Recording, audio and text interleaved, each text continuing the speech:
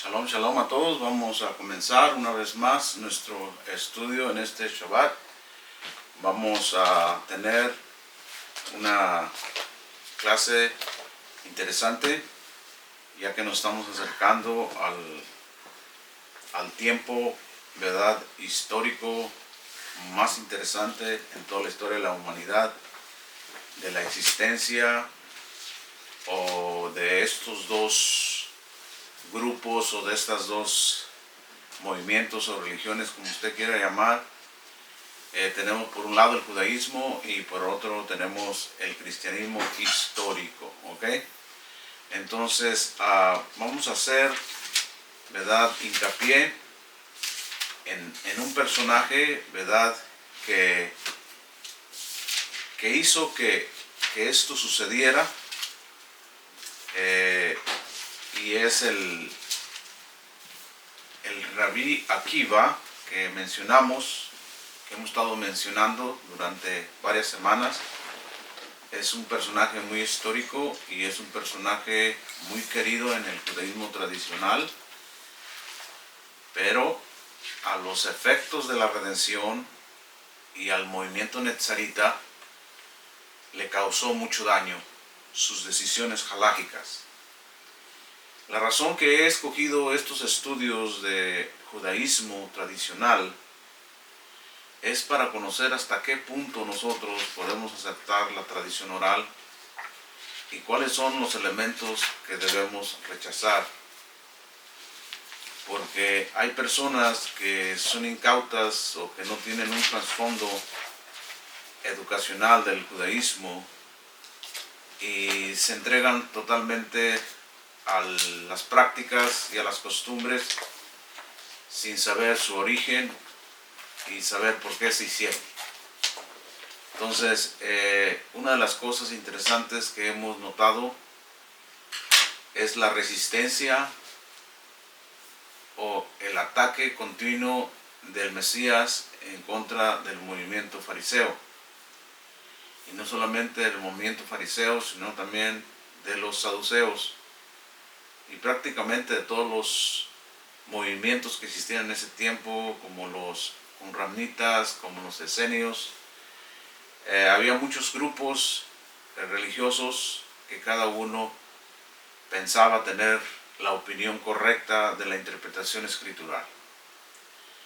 Pero el Eterno hizo su elección, y ahí es donde debemos de estar nosotros. El Eterno hizo su elección, ¿verdad?, con su Mashiach, y todos tienen que someterse y sujetarse a la autoridad suprema que el Eterno le dio a este Mesías y también a sus 12 discípulos y por último al Shaliach Rab Shaul. Así que tenemos en el movimiento netzarita 14 autoridades, 14 maestros que deben ser entendidos desde la perspectiva hebraica, desde la perspectiva judía, no apostólica, no cristiana, no pentecostal, no bautista, porque esos conceptos de iglesia no están registrados en la Biblia como una revelación de Dios a los gentiles. Eso fue un surgimiento histórico por la revuelta de Bar Kokhba. ¿Ok? Entonces, Rabí Akiva hizo su elección de nombrar a Bar Kokhba como el Mesías de Israel, estando todavía con vida los 12 apóstoles. ¿Ok?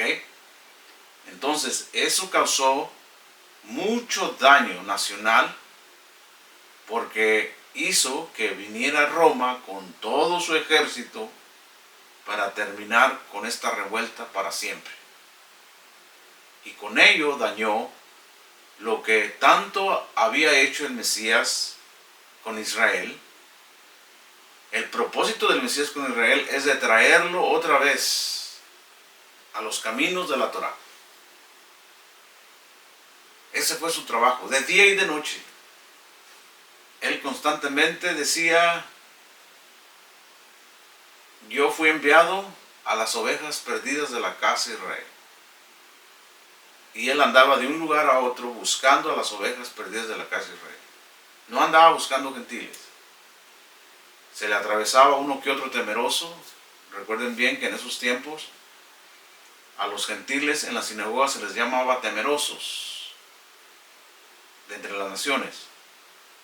Entonces había muchos gentiles que les atraía a las sinagogas y la forma de vida del judaísmo. Una de las razones más grandes era el monoteísmo que tenía el judaísmo versus el panteón de dioses que tenían los griegos, los romanos, los cananeos y los gentiles en general. Entonces, siempre había esta cuestión de un gentil de mirar cómo es posible que un judío, un hebreo, un israelita dependiera solamente de una sola divinidad, de un solo ser supremo.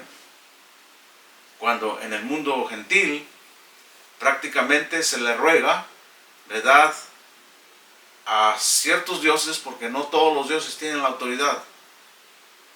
Muchos de ellos creían que había un Dios para la fortuna, había un Dios para el dinero, un Dios para el amor, otro Dios para la venganza, otro Dios para la lluvia, otro Dios para la cosecha, otro Dios para alejar a los enemigos de tu vida. Y ellos inventaban estas cosas, no es que realmente existiera algo. Entonces el mensaje del judaísmo es: escucha, Israel, el Señor tu Dios uno es, y a Él amarás y temerás con toda tu alma, con todas tus fuerzas y con todo tu corazón. Entonces ese monoteísmo atraía a estos gentiles enfadados de panteones de dioses, y sus vidas seguían igual o peor. Y por eso ellos se convertían, ¿verdad?, al Dios de Israel a través, ¿verdad?, de las 18 reglas de Shemai. Esas 18 reglas de Shemai fueron establecidas por el judaísmo tradicional, que hasta el día de hoy están vigentes. O sea, ¿cómo es posible que un gentil tenga una oportunidad en el mundo por venir? ¿Ok? Entonces Shemai, ¿verdad?, estableció 18 reglas para que un gentil se convirtiera en judío. Y una vez que se convirtiera en judío, ni aún así podía tener una oportunidad con el pueblo de Israel. Esa era la severidad de Shemai. En cambio, Hillel estableció que un gentil podía tener parte en el mundo por venir a través de los 7 mandamientos dados a Noé. De allí viene la idea, ¿verdad?, de que todos los gentiles son Benei Noach. ¿Y quién es un Benei Noach? Benei Noach es el término hebreo para decir los descendientes de Noé o los hijos de Noé. Y hay que recordar, ¿verdad?, que en un principio también Israel era Benei Noach, porque Abraham salió de la descendencia de Shem, hijo de Noé. Pero el Eterno hizo su elección, separando a Abraham de la descendencia de Noach. Y a partir de Abraham con Isaac, formó la nación monoteísta llamada Israel. Ahora Israel queda separado por orden divina del resto de las naciones. Ahora Israel es escogido. ¿Se acuerdan estos 3 principios que estudiamos a los principios de este año? Los 3 conceptos de identidad que vienen siendo Neshama, Am Segulá y Goy Kadosh. ¿Ok? Entonces, a partir de Abraham, se genera en el alma de Abraham un alma única, pura, lavada, redimida de la idolatría y del paganismo donde él vivió en Ur de los Caldeos, que es Babilonia. Entonces el Eterno sacó a Abraham de Babilonia y lo llamó a un lugar donde el Eterno le iba a dar la tierra que él recorriera con sus propios pies. Entonces el Eterno, a partir de Abraham, ¿verdad?, tenía en mente hacer una nación, dándole una tierra, dándole una identidad, dándole una revelación de su palabra, que es la Torá, y dándole a un redentor llamado Mashiach o Yeshua. Entonces Israel tiene estos tres cosas importantes raigadas en su alma. Tiene la tierra, tiene la revelación de la Torá y tiene al Mesías. ¿Ok? Entonces, durante todo ese tiempo, ¿verdad?, ha venido batallando, ha venido peleando con las naciones. Y cuando las cosas están bien, lo más triste de la historia de Israel es las batallas internas, religiosas y civiles dentro de sus propios hermanos. Esto no es nuevo, esto no nos debe de causar admiración, porque aún en nuestras propias familias tan pequeñas, hermanos, padres, tíos, primos, hay conflictos, hay pleitos, por X causa, y nos apartamos de los unos de los otros porque tuvimos conflictos o no estamos de acuerdo en ciertas actitudes. Uno no está obligado a soportar la necedad de otra persona.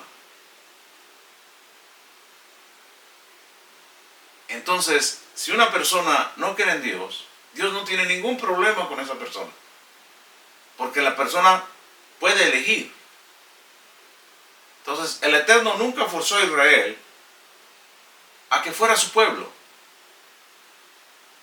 sino que Dios le puso la propuesta y el pueblo en el monte Sinaí hizo su elección. Y cuando tú haces tu elección, ya no puedes retroceder atrás porque hay una ley de juramento. O sea, los juramentos son fundamentales para mostrar el ADN de una persona. Los juramentos fueron establecidos con el Eterno, con el sello de una vida indestructible. Porque lo que el Eterno jura, eso es lo que pasa y eso es lo que hace. Y Él quiere que los dentro de su pacto nunca quebranten un juramento. Entonces, el pacto que hizo el Eterno con Abraham y su descendencia, con la tierra y con Israel, jamás será quebrantado. Y dentro de esos pactos y de esos juramentos y de esa revelación existe la Torá, que es la palabra de Dios. Entonces, en un punto en la historia de la humanidad, ¿verdad?, aparece una doctrina de reemplazo. Aparece una enseñanza y un evangelio que se divorcia de Israel, se divorcia del judaísmo y se divorcia de la ley de Moisés y se divorcia del Mesías judío. Y eso es lo que ahora conocemos como cristianismo histórico.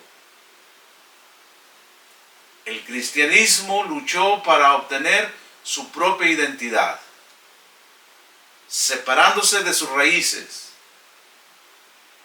Y el judaísmo tradicional, ¿verdad?, también tomó su camino sin tierra, Sin el Mesías,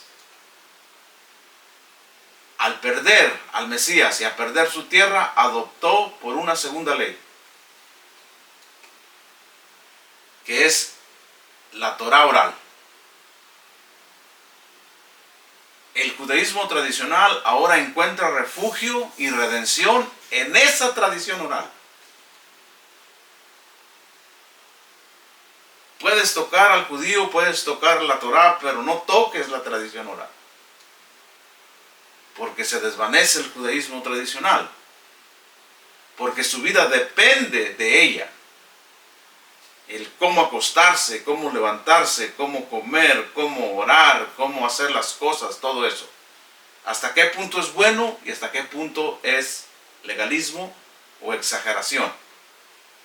Vamos esos temas a mirar.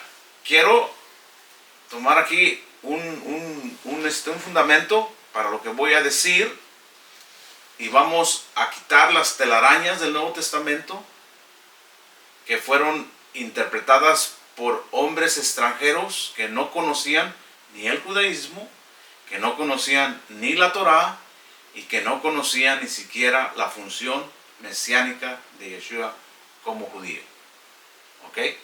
Recuerden bien que el Nuevo Testamento es una traducción del griego. Y todos los que tienen una Biblia castellana, al leer el Nuevo Testamento, no viene de las fuentes originales de los apóstoles. ¿Ok?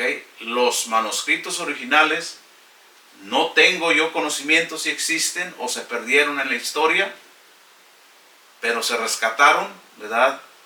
Estos manuscritos se fueron traduciendo a otros idiomas, y cada vez que se traduce un manuscrito, va perdiendo su esencia original por el cual se escribió. ¿Ok?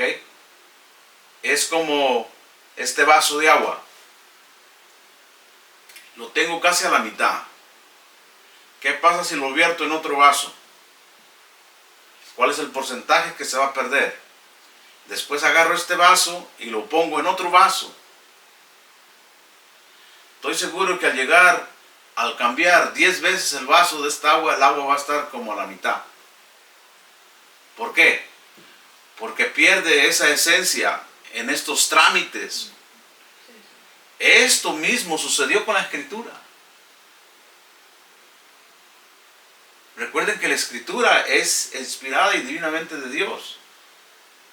Pero los hombres que la escriben o la transliteran a otro idioma son humanos.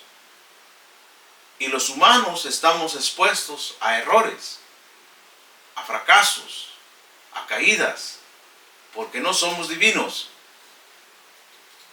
Dice el Éxodo 19, y con esto vamos a comenzar nuestra clase. Al tercer mes, después de la salida de los hijos de Israel de Egipto, en ese mismo día llegaron al desierto de Sin. Y habiendo partido de Refadim, llegaron al desierto del Sinai. Y acamparon en el desierto. Frente al monte, ahí acampó Israel. Entonces subió Moisés hacia el Eterno, y el Eterno lo llamó desde el monte diciendo: así dirás a los de la casa de Jacob, y anunciarás a los hijos de Israel. ¿Ok? ¿Por qué se menciona ahí primeramente casa y por qué se menciona hijos?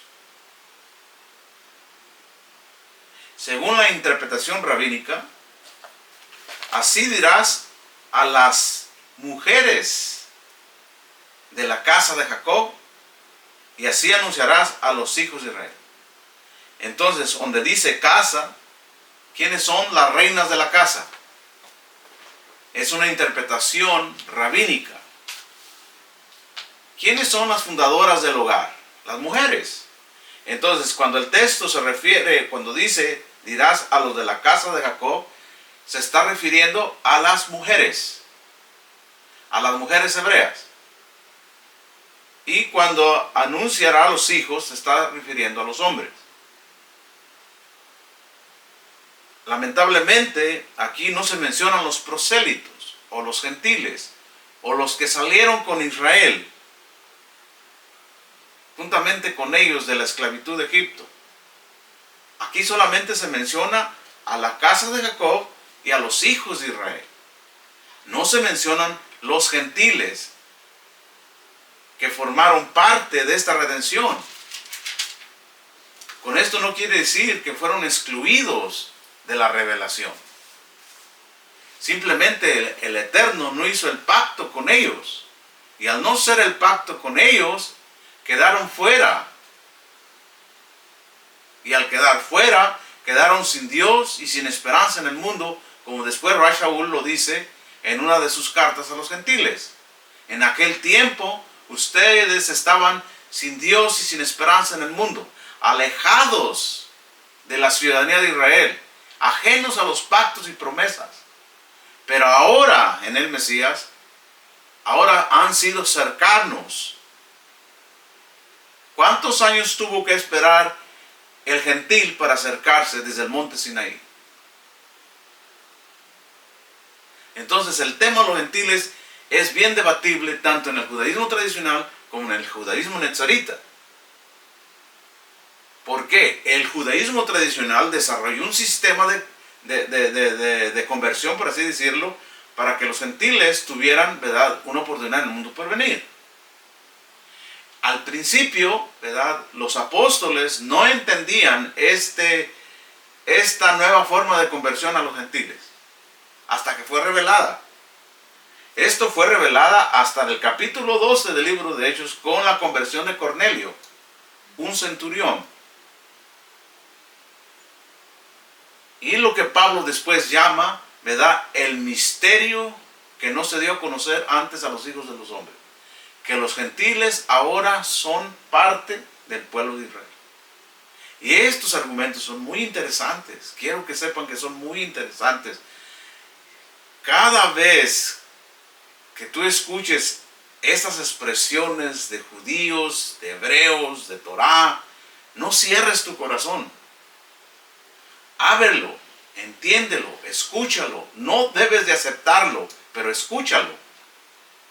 Y que el mismo Dios de Israel te dé esa convicción si esto es verdad, porque dentro de tu corazón va a latir una esperanza, va a nacer una luz. Esto no es de que un hombre convenzca a otro hombre de que esto es verdad. No, este es un llamado divino que el mismo Dios te va a hacer a ti para que tú sepas que Él está tan cerca de ti, pero no a través de tus creencias, sino a través de sus pactos. Y cuando a ti te llega esta clase de enseñanzas, no cierres tu corazón, porque si lo cierras, entonces seguirás en ese rumbo y en ese camino que trazó la historia del cristianismo, obedeciendo a los interpretadores de tu religión y a los fundadores de tu movimiento. Pero en todo caso, Israel, teniendo esta gran revelación, aún así abandonó todo esto para irse al exilio y formar su propia ley oral. Entonces el judaísmo ahorita está regado en todo el mundo porque la ética de sus leyes son superiores a las éticas sociales que encontramos en los colegios. Porque tienen que saber algo muy interesante. En el mundo secular, en el mundo social o en el mundo educativo, donde abogados, doctores, licenciados, políticos, científicos van a las universidades, les enseñan grandes valores éticos. ¿Ok? No necesariamente morales, pero éticos, de respeto, de vocabulario. Pero eso no quiere decir que tienen un alma pura, no quiere decir que tienen un corazón sincero, porque después más tarde esa sabiduría o esa preparación la van a hacer para enriquecerse de la ignorancia. Por eso Israel no participa o no participó en el desarrollo del mundo científico en todos estos años. Mientras que los imperios de Babilonia, de Egipto, de Grecia, de Persa, de Roma, conquistaban el mundo, Israel estaba encajonado en una tierra. No porque no tuvieran ganas de prosperar, porque su misión es otra. Su misión es otra. Y su misión es divinamente ordenada por el Eterno. Así que dice, ustedes vieron lo que yo hice a los egipcios. ¿Cuántos años duraron los egipcios para hacer esas pirámides? Para hacer esas estatuas, para hacer ese imperio tan grande, y en un momento el Eterno echó abajo todo eso.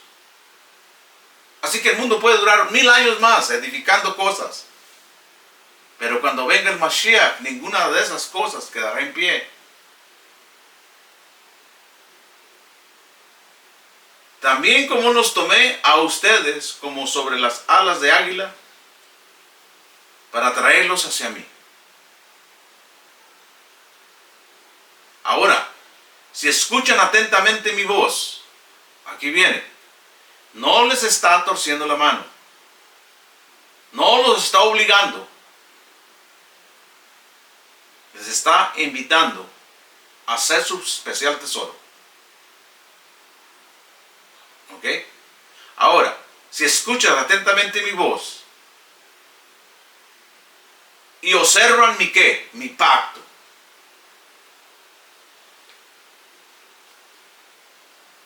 ¿A qué pacto se refiere? Porque Israel tiene 6 pactos.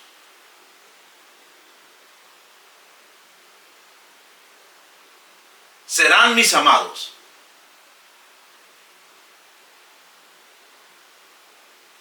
Ahora me pregunto, ¿todavía Israel es el amado de Dios hoy día? En el 2020, ¿Israel es amado de Dios todavía?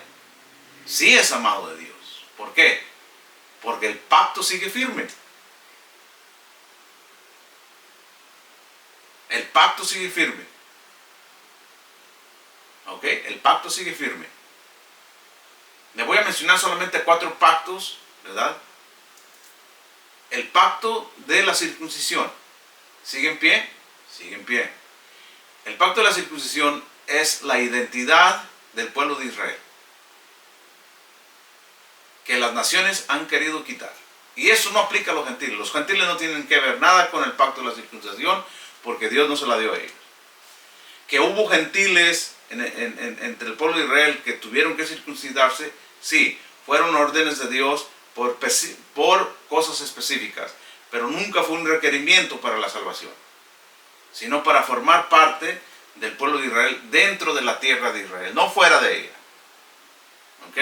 Nunca fuera de ella. Ahora, si escucharan atentamente mi voz y observaran mi pacto, serán mis amados. ¿Ok? Entonces, ¿cuál es el pacto?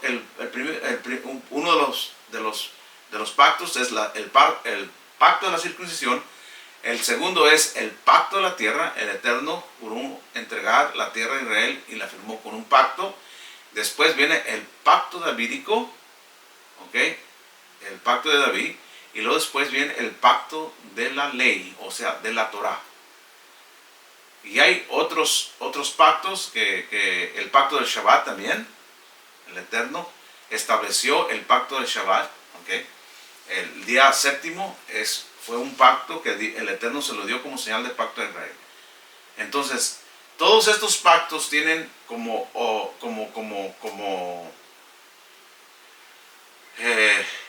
todos estos, miren, estos pactos son como una protección divina para Israel.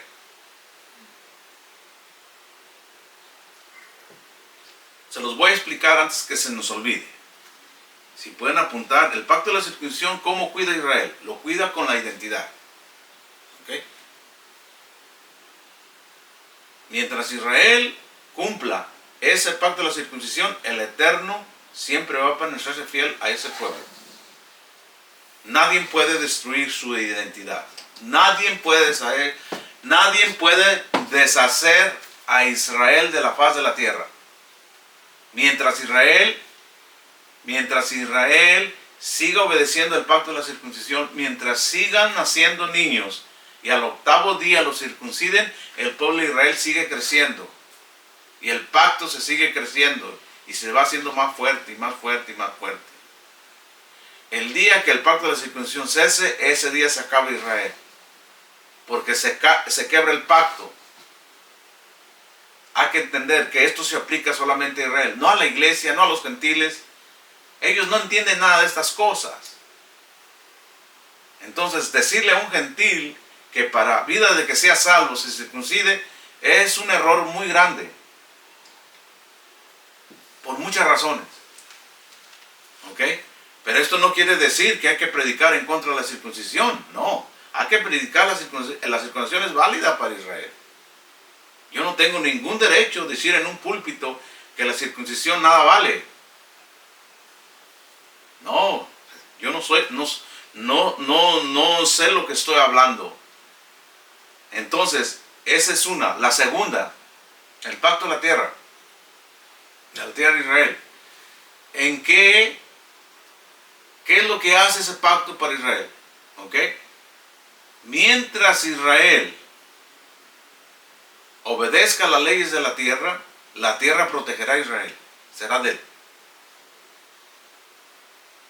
¿Por qué creen que son tantos debates en la tierra de Israel? ¿Por qué tantas guerras y conflictos? La gente me pregunta a mí a veces, ¿por qué suceden tantas guerras allá? ¿Y por qué allá está la maldad? ¿Y por qué asesinan tantos derramamientos de sangre? Por lo mismo. De que el enemigo siempre busca la razón de destruir a Israel y lo hace a través de la rebeldía de los hombres. De la maldad de los hombres. Esto ha sido desde que el Eterno eligió a Abraham. ¿Cuántas batallas libró Abraham? Siendo pequeño, siendo un pequeño grupo, eran nómadas. Eso era algo insignificante que se enfrentaron a reinos ya establecidos. Les querían quitar el territorio donde acampaban. Claro que Abraham no les dijo, Dios me dijo que esta tierra va a ser mía. No. No era el tiempo. El Eterno ya le había prometido a Abraham la tierra, pero él no podía llegar a los lugares y decirle, el Eterno me dijo, esta tierra va a ser mía, desalójenla. No. Tercero, el pacto davídico. Mientras Israel conserve el pacto davídico, el Mesías sigue vivo dentro del seno judío.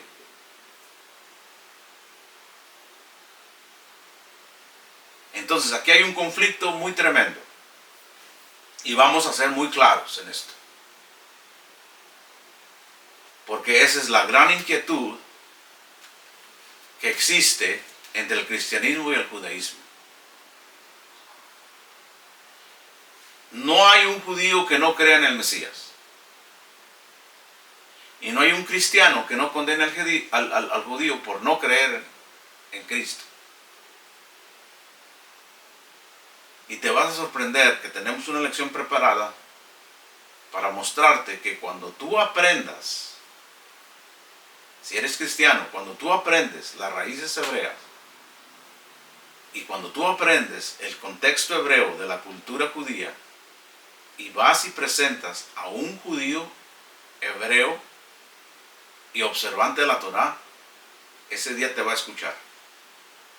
No le presentes a un Cristo gentil, no le presentes a un Cristo que acabó con la ley.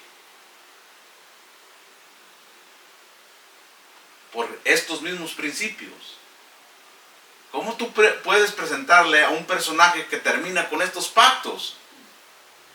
¿Cuál va a ser su reacción? Te va a tomar de loco y de hereje. Entonces, la resistencia de los fariseos en contra del Mesías no era por estos principios. Eran por leyes orales que ellos establecieron. No por los mandamientos de Dios. No por el pacto davídico. No por el pacto de la tierra. No por el pacto de la circuncisión. El Mesías llevaba todos estos pactos en su cuerpo y los obedecía. Fue circuncidado al 8º día. O lloró por Jerusalén. Él decía que era el hijo de David. La gente le decía, el hijo de David. Él decía, no digas a la gente quién te sanó. Porque no era el tiempo de manifestar al hijo de David.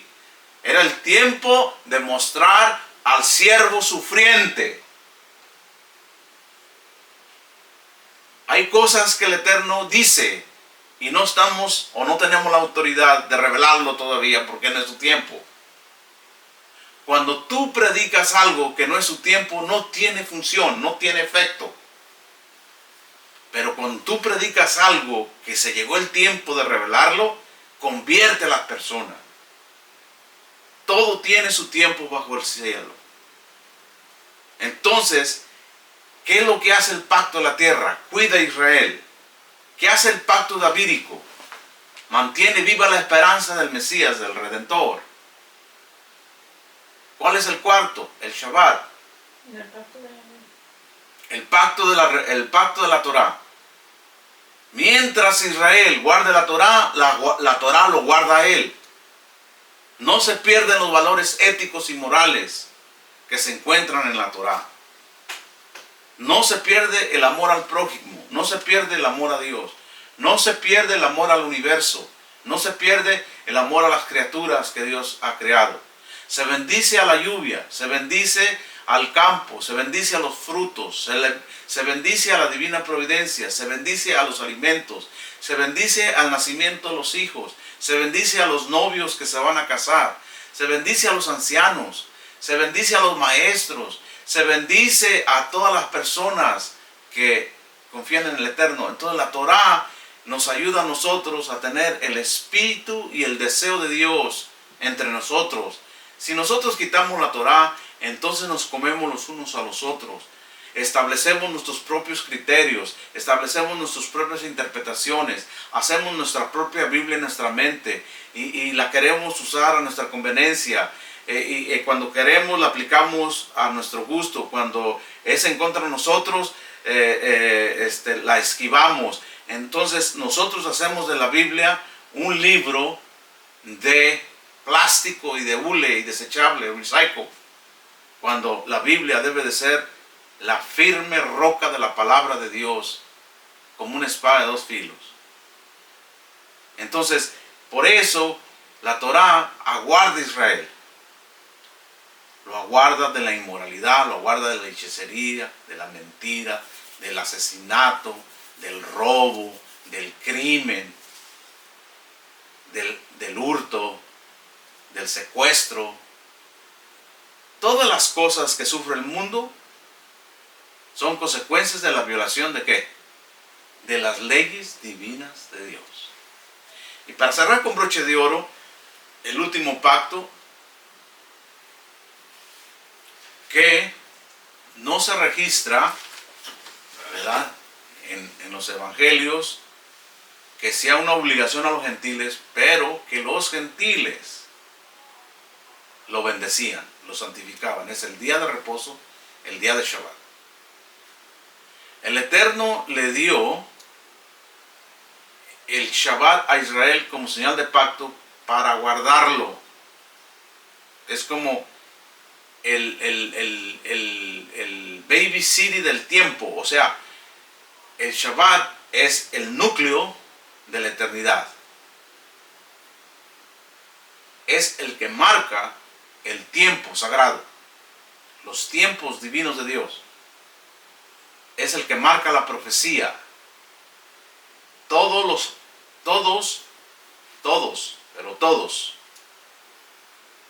eventos mundiales son dirigidos por el Shabbat. Porque cada Shabbat tiene una dimensión de acción de Dios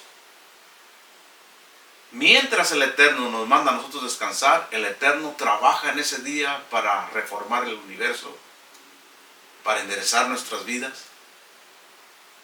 Fíjense, les voy a decir algo muy interesante. La ley judía estableció este respeto al día de Shabbat. ¿Ok? El día de Shabbat tiene que ser distinto en todos los aspectos de la vida. En todo. Tiene que marcar una diferencia en tu rutina diaria. Y lo hizo basado en el mandamiento que el Eterno dio de santificarlo y bendecirlo. ¿Cómo se santifica una cosa y cómo se bendice una cosa?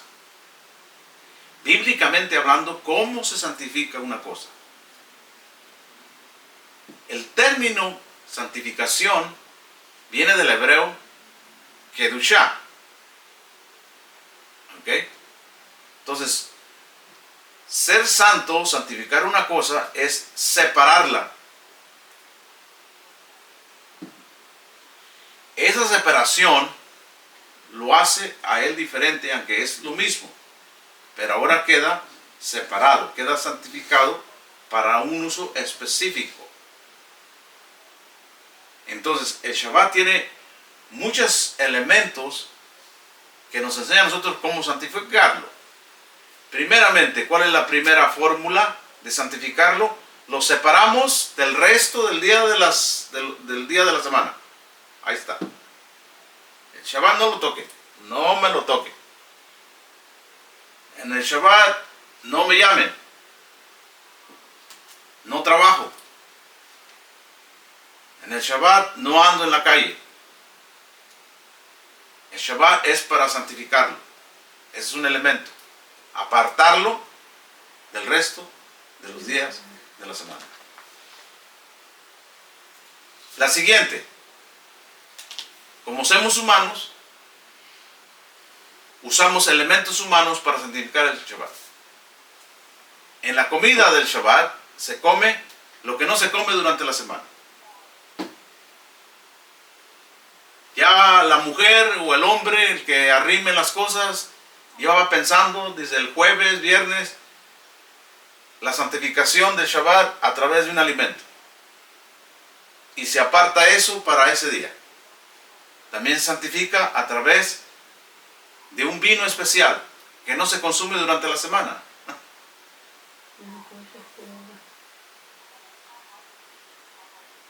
También se trata de santificar en no tener la misma actitud que tenemos toda la semana con los cónyuges, con la familia, con los hijos.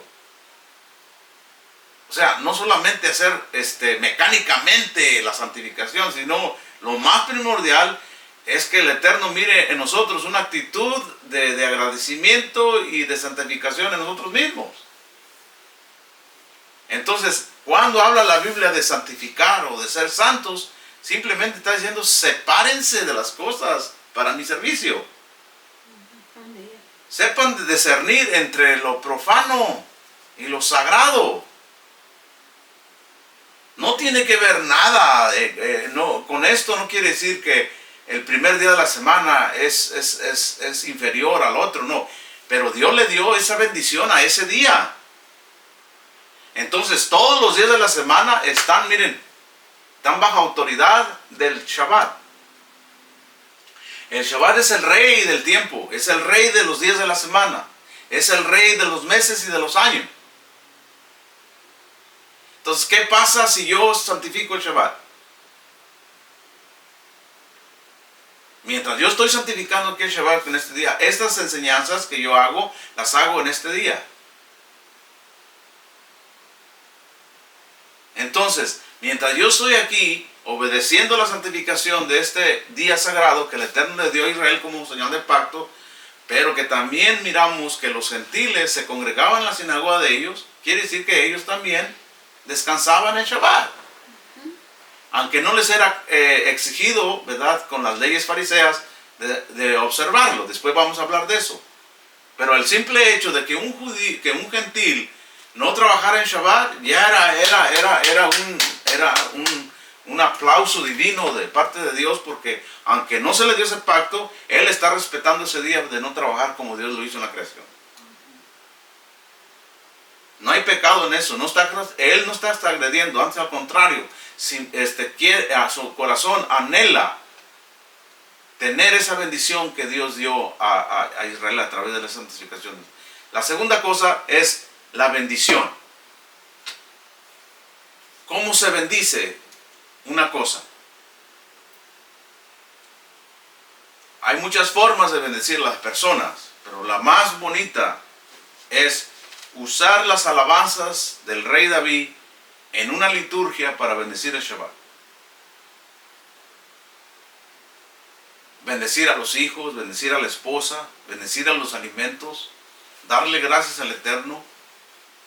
En este día se bendice al Eterno más que en los otros días de la semana, porque hay una serie de bendiciones que se hacen.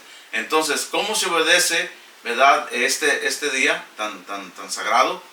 De bendecirlo y santificarlo. Entonces el Eterno le dice a Israel: ahora, si escuchas atentamente mi voz y observas mi pacto, serán mis amados. Mientras nosotros estamos aquí descansando a gusto, el Eterno ya está preparando lo que nos va a pasar durante la semana que viene. Y siempre le decimos al terminar esto, que sea bendecida nuestra vida y que haga decretos favorables a nuestra vida. Porque uno no sabe lo que va a pasar el día de mañana o entre la semana. Pero así como llegamos con esta paz y esta tranquilidad, teniendo alimento en la mesa, teniendo paz con la familia, teniendo trabajo, teniendo economía bien sustentable, teniendo todo en orden, así como llegamos a la cena de la mesa del Shabbat, que también el otro Shabbat sea mejor que este. Siempre hay que anhelar en la prosperidad no monetaria, sino espiritual, de conciencia. Hay que superarnos en las cosas espirituales, que las materiales caen solas por sí mismas. Entonces, mientras el Eterno, como dice, si observan ustedes mi pacto, serán mis amados. Entonces, si tú eres amado de Dios, ¿tú piensas que Dios te va a mandar calamidades a tu vida por obedecer su pacto? No. Vienen calamidades por influencias negativas del mal del ojo, o de personas que no te pueden ver, o de artimañas del enemigo que no quiere que obedezcas la palabra del Eterno. Y Él te va a poner 1000 de artimañas y miles de obstáculos en tu camino. Pero el amado de Dios, que soy yo, que eres tú, Él te va a dar las armas necesarias para que esos obstáculos los venzas. En esta vida no se cree que todo viene por arte de magia, que los problemas van a desaparecerse. No, tenemos que trabajar. Cuando se termine el Shabbat, vamos a luchar por el pan, vamos a luchar por la comida, vamos a luchar por sostenernos, para pagar la renta, para pagar el carro, para tener recursos, para ayudar a otras personas. Sigue igual la rutina. El hecho de que yo bendiga y santifique el Shabbat no quiere decir que el primer día de la semana me voy a levantar a las 10 de la mañana, voy a esperar a que me traigan de comer, voy a esperar a que me ayuden en la iglesia, que me ayuden en la sinagoga. No, eso no es así. No hay que santificar los mandamientos de Dios por beneficio propio. Este no es welfare. Este no es ayuda del gobierno. Dios no tiene estampillas allá arriba. Allá no tiene seguro médico. Él tiene su palabra. Y su palabra lo tiene que llenar todo. Llena todas nuestras necesidades. Hay que quitarnos esa mentalidad gentil de este Dios de milagros. Porque las personas solamente andan buscando al Dios de milagros. No andan buscando al Dios de Éxodo. que dice, ahora si escuchares atentamente mi voz. Es el Dios que quieres, es al Dios que debes de andar buscando. Al Dios que te exija, al Dios que te demande, al Dios que te reprenda, al Dios que te exija. No al Dios que te dé a nada a cambio. Que te dé todo a cambio de nada, a cambio de lágrimas en tus oraciones, cambio de cantos. Pues todos pueden cantar y llorar. Pero ¿quién puede obedecer? ¿Quién está dispuesto a obedecer? A quitarte esas telarañas de tradiciones de hombres y de doctrinas de hombres y enfocarte bien en la voluntad del Eterno que está en la palabra. Esta es palabra de Dios. No lo estoy inventando. Yo no estoy usando ningún recurso rabínico. No estoy usando ningún recurso de interpretación. Simplemente estoy mirando aquí que Dios le da a Israel un pacto y después con el Mesías esos extranjeros ahora son cercanos a la ciudadanía, ahora son cercanos a los pactos, ahora son cercanos a las promesas. Y si son cercanos a las promesas y a los pactos, entonces también tienen una responsabilidad tan grande de mantener esas promesas con ellos. No de agarrar esas promesas e irse y fundar otra religión separada de sus hermanos a quienes les dio el pacto. No. La casa de tu padre siempre será la casa de tu padre. Y tú no puedes hacer otra casa de tu padre en otro lugar. Aunque los hijos se van, siempre regresan a la casa del Padre. ¿Y cuál es la casa del Padre? La casa del Padre es Jerusalén, el monte de Sión. Y ustedes serán para mí un reino. Ahora si escucharen atentamente mi voz y observan mi pacto, serán mis amados sobre todos los pueblos de la tierra, porque mía es toda la tierra. Entonces, si de Hashem es toda la tierra, entonces ¿de qué nos preocupamos? Hay que preocuparnos de cumplir los pactos. Hay que preocuparnos de cumplir lo que me demanda a mí como gentil, el pacto que Dios hizo con Israel. Porque un pedacito de ese pacto me pertenece a mí por creer en el Dios de Israel. Ya Pablo lo dice. Dice Pablo lo que dice. Vamos a Gálatas. Fíjense bien lo que dice Pablo en Gálatas. Y con esto cerramos.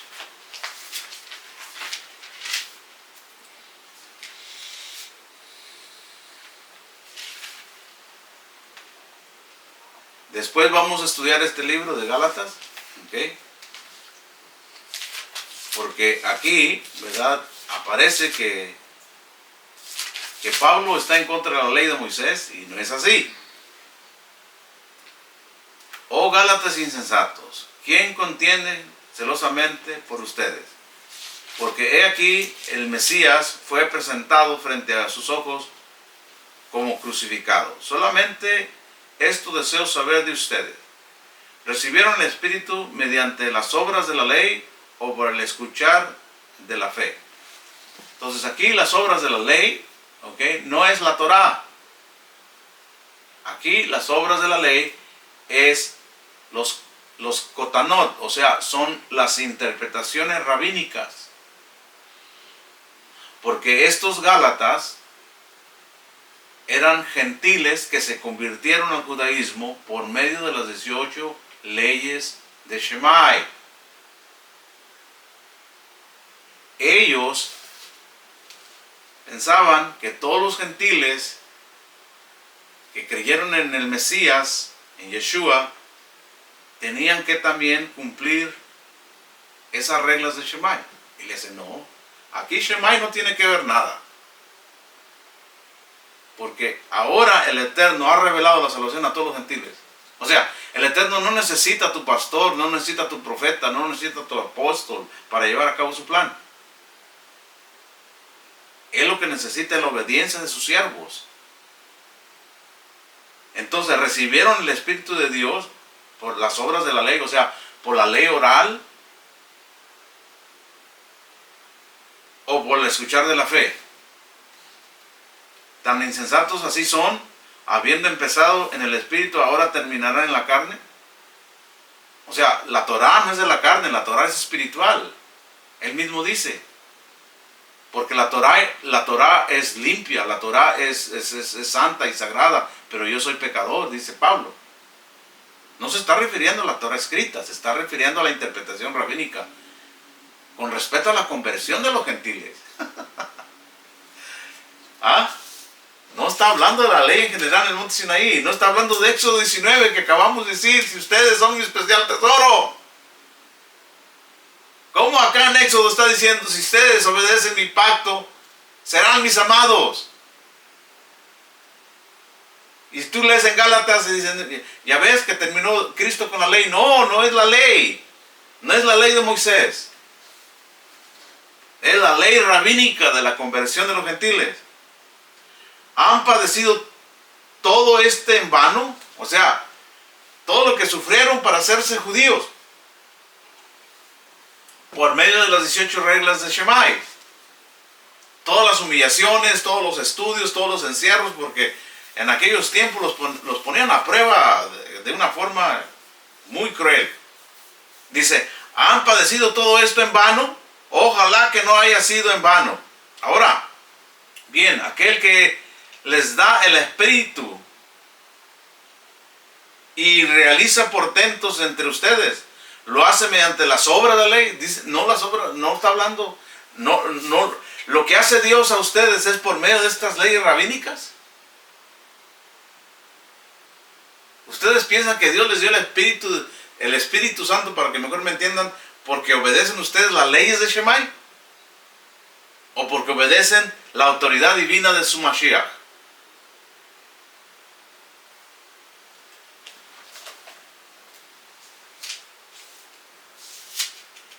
Del mismo modo, Abraham creyó a Dios y le fue considerado como justicia. Entonces aquí es algo interesante. Lo que yo les estoy enseñando aquí en Éxodo 19 es lo mismo que Abraham creyó a Dios, lo mismo que Israel creyó a Dios. Los Gálatas no están aquí argumentando que creyeron a Dios, que creyeron la enseñanza rabínica. Y nosotros nunca tenemos que creer las enseñanzas rabínicas que intentan en contra de la voluntad de Dios. Llámese quien se llame.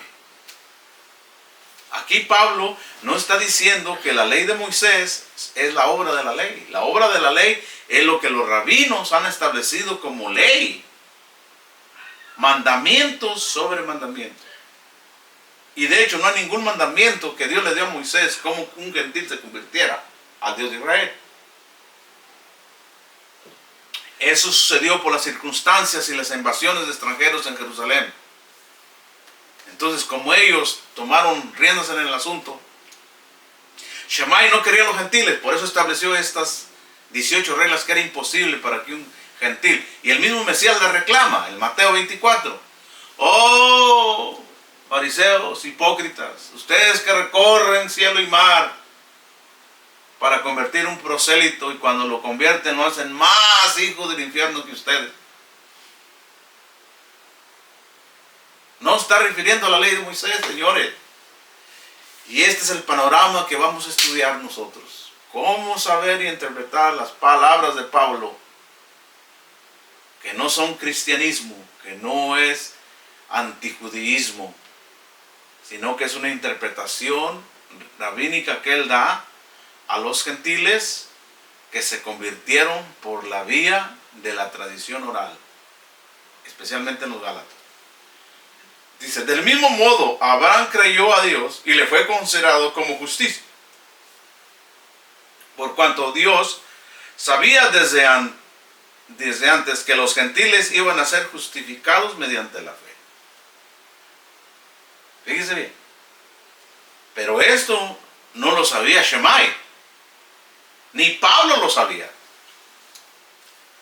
Porque Pablo en su tiempo de ejercer su autoridad, iba en contra del movimiento nezarita. Perseguía el movimiento nezarita. Y obtuvo permiso para ir a encarcelar a todos sus hermanos que predicaran en el nombre de Yeshua. Que no se nos olvide eso. ¿Qué es lo que está viendo Pablo aquí? Me adelanté un poquito con este de Gálatas, pero quería llegar a un punto principal. Entonces, de antemano el Eterno sabía que los gentiles le iban a servir. ¿Cómo le iban a servir? A través del pacto del Mesías. Por eso, venido el tiempo, el Eterno mandó a su Hijo nacido de mujer. Entonces, ahora los gentiles tienen acceso a la salvación, a la redención de Israel, a través de los méritos del Mesías, sin necesidad de tener los recursos rabínicos de conversión. Los apóstoles entendieron esto y dieron a los gentiles un lugar especial en sus sinagogas. Les aplicaron las 7 leyes noédicas. Y los que fueran capaces de comprender y entender las prácticas que no ofendieran la misión del Mesías eran aceptadas. Pero cuando estos gentiles se separaron de esta esencia, adoptaron un paganismo, adoptaron otra cultura y abandonaron la esencia hebrea de su fe. Cambiaron el Shabbat por el domingo. Cambiaron la Pesach judía por la Pascua cristiana. Cambiaron los meses, los días. Cambiaron la identidad del Mesías judío por una identidad cristianizada de Cristo, gentilizado. Cambiaron, ¿verdad?, la capital de Jerusalén por la capital de Roma. Cambiaron el Tanakh por el Nuevo Testamento. Hay mucho paganismo en el cristianismo que vamos a mirar. Esto no sucedió en el libro de los Hechos, señores. No sucedió en ninguna carta de los apóstoles. Eso sucedió en la historia del desarrollo del Imperio Romano cuando se convirtió por medio de Constantino en el año 400 o 500 de la era común. Constantino se convirtió en cristiano y formó la Iglesia Universal Apostólica Católica. Y allí vamos nosotros a mirar más para adelante esta historia. Entonces aquí nos quedamos, ¿verdad?, que el capítulo 19 de Éxodo tiene un parámetro fundamental en establecer que el pueblo de Israel es el pueblo de Dios y que tiene pactos que lo protegen. La mala información que tenemos del pueblo de Israel y la mala información que tenemos sobre el cristianismo histórico nos lleva a nosotros a una crítica cruel hacia ambos lados. Pero cuando nosotros conocemos la historia de ambos y la ponemos en línea con el Mesías, nos vamos a dar cuenta que muy pronto estos dos grandes brazos que están esparcidos por todo el mundo van a unirse a través de la revelación de la palabra del Eterno, que es su Torah bendita, y de la revelación del Mesías verdadero. Entonces aquí lo vamos a